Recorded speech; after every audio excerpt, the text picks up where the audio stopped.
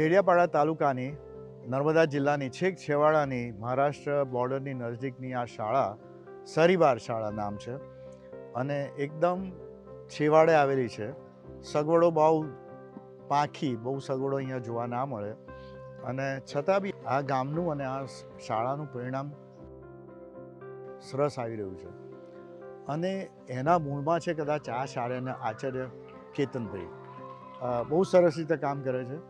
અને અમારો staff doctor KR Shroff ફાઉન્ડેશનના ટીચર ઈશ્વરભાઈ, ટીમ લીડર અને ક્લસ્ટર હેડ બધા ભેગા થઈને આ શાળાને પાર્ટનરશિપ શાળા બનાવી છે અને એક નિર્ધાર કર્યો છે કે આખી શાળાનું પરિણામ આપણે બદલીએ.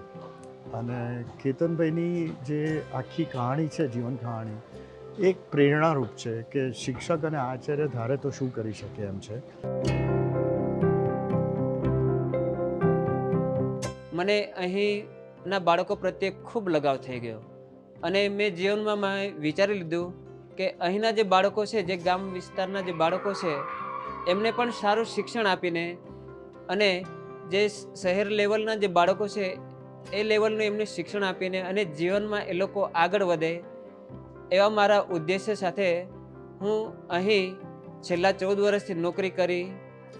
ત્યારબાદ મને જિલ્લાની જે બદલી મળતી હતી મારા પોતાના વતનમાં, પણ હું એ મારી બદલીને જતી કરીને અહીંયાના બાળકોના જીવન, એમનો પ્રેમ જોઈને હું મારી બદલીને કેન્સલ કરીને એમના માટે હું મારું જીવન અહીંયા વિતાવવા માગું છું. અને નોકરીના પણ છેલ્લા જેટલા વર્ષો બાકી છે, હું મારા મનથી અને દિલથી એમને મારી સેવા પૂરી પાડીશ. હું ડૉક્ટર KR શ્રોફ થકી છેલ્લા 2 વર્ષથી કામ કરી રહ્યો છે.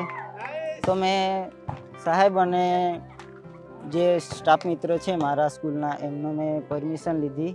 ત્યારબાદ એમને પણ મને જણાવ્યું કે તમે પ્રેક્ટિસ કરાવતા રહો. પછી મેં પણ એમને પ્રેક્ટિસ કરાવવાનું ચાલુ કર્યું અને ગયા વર્ષે અમે કુમારની ટીમ અને કન્યાની બંને ટીમો અમે ખેલ મહાકુંભમાં ભાગ લેવડાવ્યો હતો. તેમાં જે બાળકો છે એમને જે કન્યા હતી એ પ્રથમ નંબર તાલુકા લેવલે મેળવ્યો. ત્યારબાદ જે કુમાર છે એમને બીજો નંબર આવ્યો. તેમ છતાં પણ કુમાર પણ અને કન્યા પણ જિલ્લા લેવલે રમવાનું થયું. ત્યારબાદ ત્યાં કન્યાનો પ્રથમ નંબર મેળવ્યો અને જે કુમાર છે એમને સેકન્ડ નંબર આવ્યો. તેથી જે કુમાર છે એમને ઝોન લેવલ કે રાજ્ય કક્ષાએ જવાનો મોકો નહોતો મળ્યો, પરંતુ જે કન્યાઓ છે એમને ઝોન કક્ષાએ કે રાજ્ય લેવલ સુધી રમવાનો મોકો મળ્યો.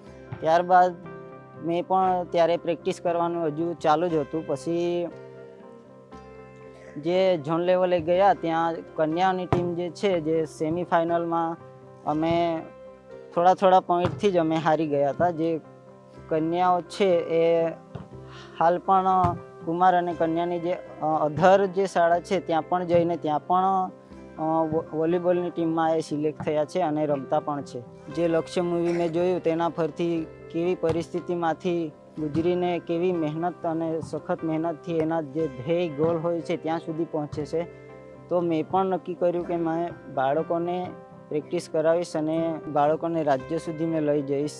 પછી ત્યારબાદ મને આચાર્ય સાહેબ છે, સ્ટાફનો પણ પૂરેપૂરો મને સપોર્ટ મળ્યો. જે અમારું જે ગામ છે ત્યાં આજુબાજુમાં કોઈ જે વાળ કપવાનું જે શોપ હોય છે એ વાળ કપવાનું શોપ અહીંયા અમારા ગામમાં નથી. ડાયરેક્ટ 10 થી 15 કિલોમીટર દૂર જઈએ ત્યારે જ વાળ કાપવાનું આ શોપ જોવા મળશે, જેથી અડધા બાળકો જે છે એ જઈ નથી શકતા. એટલે મેં બાળકોને વિચાર્યું કે આવી રીતના મેં જો મશીનની વ્યવસ્થા થઈ જાય તો મેં વાળ કાપી આપું બાળકોને.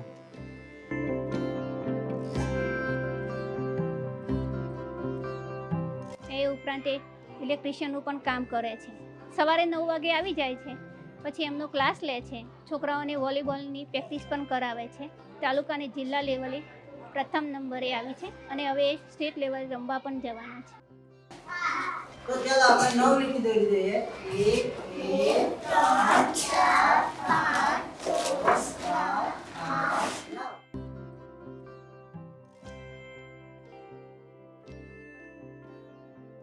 વધારવા માટે પ્રોત્સાહન આપી શકાય.